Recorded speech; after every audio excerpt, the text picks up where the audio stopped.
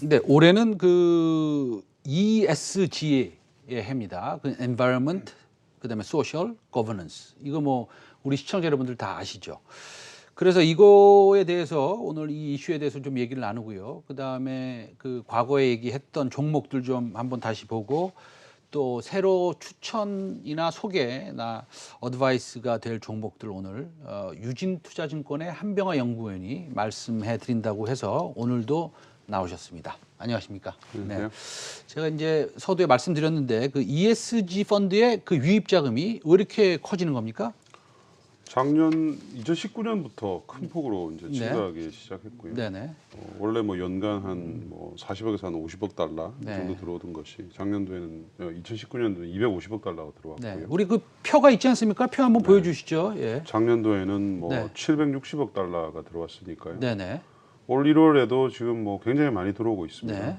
결국은 이 ESG 펀드의 대부분이 다 이제 그린 산업 관련된 종목에 투자하는 그런 ETF들이기 때문에 그린 산업 쪽으로 돈이 쏟아져 들어오고 있다. 뭐 그렇게 볼 수가 있겠습니다. 그러면 그린 사업은 좋기도 하지만 또 유동성 측면에서도 수급적인 측면에서도 좋다 이런 말씀하시는 건가요? 그렇습니다. 뭐 예를 들면 지금 미국의 전기차 관련 스타트업들이 스펙 상장으로 엄청나게 지금 대기를 하고 있거든요. 웬만한 스타트업들은 다 지금 상장을 하고 있고 대부분 다 일단 수조 원에서 시작을 해서 10조, 20조까지 올라가고 있습니다. 네. 이게 뭐 일부 일각에서는 버블이라는 분도 계시지만 기업들 입장에서는 단기간에 뭐 수천억에서 조 단위의 돈을 갖다가 유치를 하고 또 그 돈으로 성장을 할 수가 있기 때문에 한마디로 그린 산업의 전성 시대가 왔다. 이렇게 표현하는 것이 맞습니다. 알겠습니다. 그 지속적으로 우리가 그린 산업에 대해서 조금 공부를 갖다가 깊게 하고 있습니다. 그 지난주에 소개하셨던 그 종목이 DI 동일이라는 종목이 있습니다. 네. 소개하신 이후에 약간 이렇게 조정이 있다가 이제 옆으로 조금 쉬고 있는데요.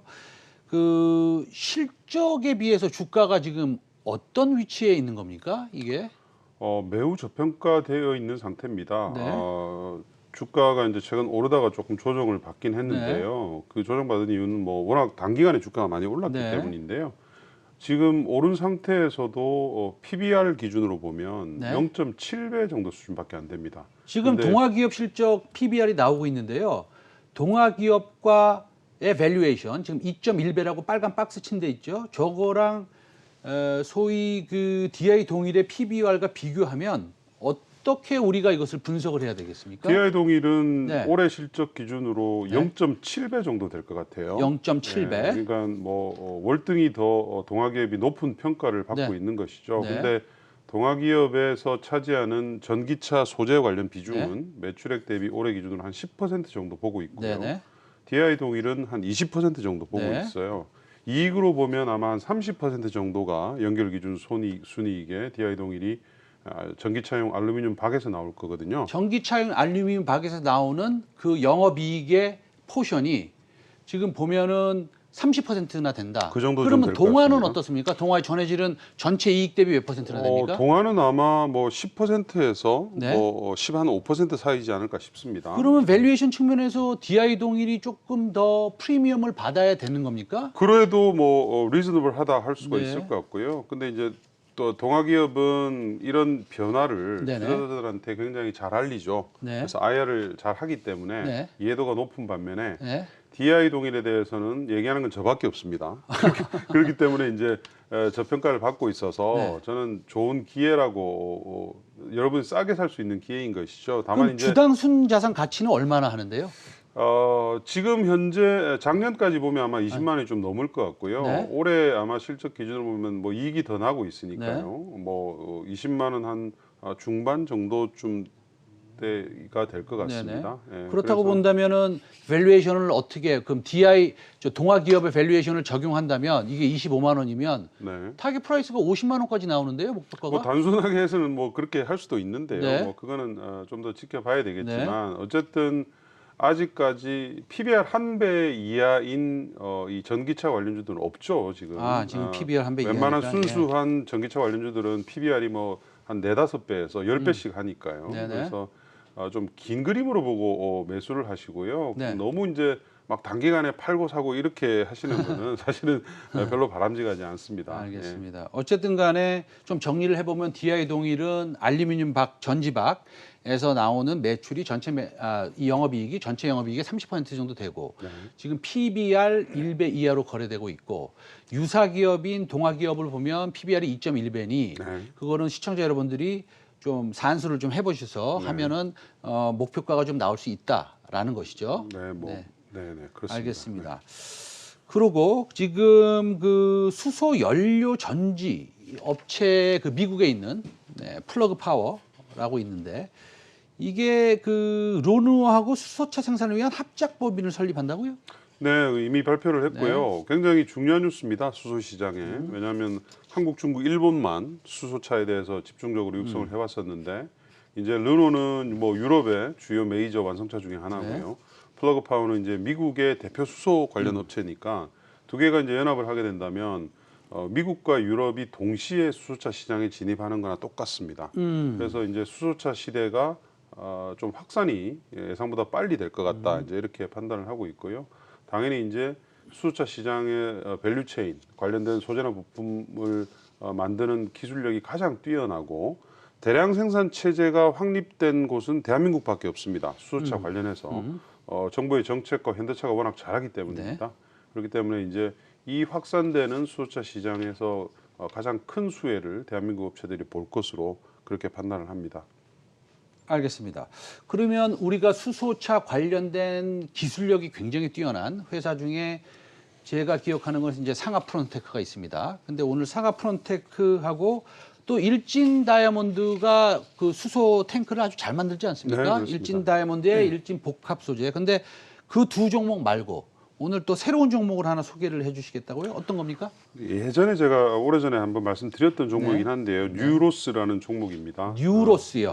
뉴로스는 그 전기차 수소차에 들어가는 공기 압축기라는 부품을 하는 업체인데요. 이 공기 압축기 자체가 공기 베어링 방식의 공기 압축기를 만듭니다. 공기 압축기가 중요한 부품입니까? 수소차에? 굉장히 중요합니다. 왜냐하면 산소를 주입을 해줘야지 수소와 산소가 만나서 전기가 나오기 때문에 핵심 부품이고요. 차 한 대당 차지하는 원가 비중이 한 3번째 정도로 높습니다. 제일 높은 거는 이제 일진 다이아의 탱크고요. 그 다음에 이제 상하 프론테크의 멤브레인, 그 다음에 이제 뉴로스의 공기 압축기가 됩니다. 근데 지금 나오는 저 화면 있잖아요. 지금 중국 수소차 핵심 부품 보조금 리스트. 저거는 어떤 것을 뜻하는 겁니까? 중국이 최근에 전 수소차 보조금 지급 방식을 바꿨어요. 예전에는 대당 구매 보조금을 주다가 이제는 저게 화면에 나와 있는 8개의 핵심 아이템들을 해당 지역에 공장을 유치를 해야지 그 지역에다가 보조금을 주는 거로 바꿨습니다. 거기에 이제 공기 압축기가 들어가 있으니까 공기 압축기가 매우 핵심 이제 부품이라고 할 수가 있고요. 그래서 이제 그저께 보시면 유로스의 중국 자금이 이제 투자가 됐죠. 그거 좀 한번 여쭤볼게요. 그 유로스의 중국 자금이 투자가 된다고 그러는데 일각에서는 뭐 중국 자금 뭐 들어와 봤자 뭐 믿지도 못하겠고 뭐 이런 측면을 갖다가 좀 많이 얘기하시는 분들도 있어요. 근데 지금의 이 중국 자금은 뭐 특별한 자금입니까? 중국은 항상 신사업들을 유치를 하거나 발전을 시킬 때 M&A를 통해서 많이 이제 삽니다. 회사들을 사는데 이번 케이스는 뭐 M&A는 아닌데요.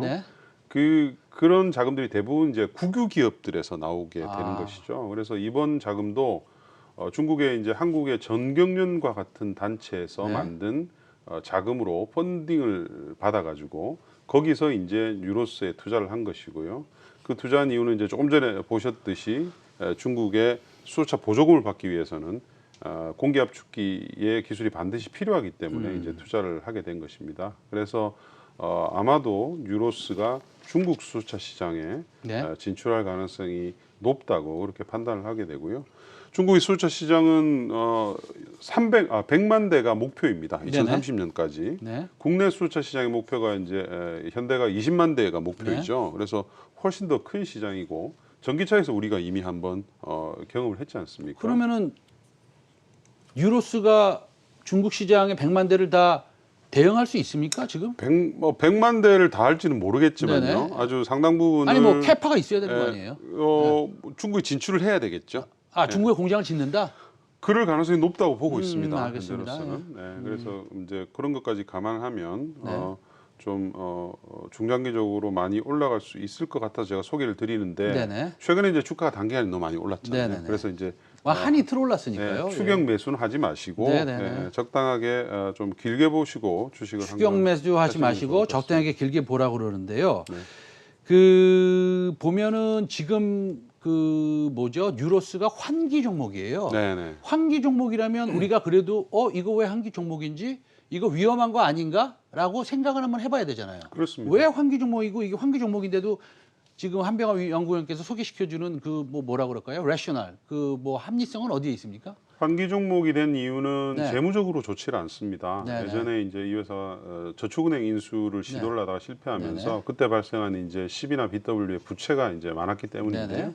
근데 이제 다행히 그저께 공시 나온 것처럼 네네. 중국 쪽에서 자금이 거의 한 180억 조금 넘게 들어왔죠. 네네. 들어오면서 이제는 재무적인 위험은 거의 없어진 것 같습니다. 재무적인 위험은 없어졌다. 네, 그러다 보니까 이제 아마도 환기 종목도 뭐 당연히 그 해제가 될 것으로 그렇게 판단을 하고 있고요. 알겠습니다. 네. 환기 종목도 해제될 가능성이 좀 있어 보인다. 그리고 뉴로스는 공기 압축기를 이제 중국에 공장을 세워서 할 가능성도 우리가 상식적으로는 예상을 할 수 있다. 뭐 이렇게 설명을 했는데 알겠습니다. 다음에 한 번 더 부탁드리고요. 유진투자증권의 한병화 연구위원 오늘 말씀 잘 들었습니다. 네. 감사합니다.